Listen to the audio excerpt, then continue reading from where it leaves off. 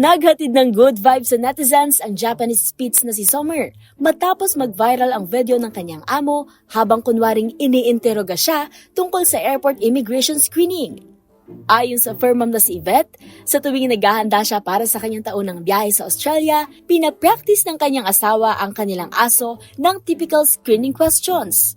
Dagdag pa nito, palagi raw binibiro ng kanilang fur dad ang mga alagang aso kung sasama ba kay Yvette dahil sunod daw ng sunod ang mga ito kahit saan siya magpunta. Sobra raw silang naaaliw sa reaksyon nila Summer na para silang mga toddler na pinapanood.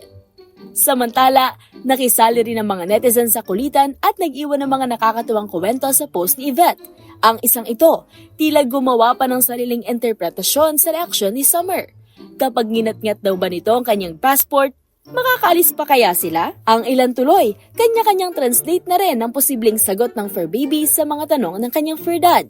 Ang TikTok post na yan umabot na sa higit 2.3 million views at halos 300,000 hearts. Para sa Deezer HTV, ito si Mili Borja, una sa Pilipinas, una sa Pilipino.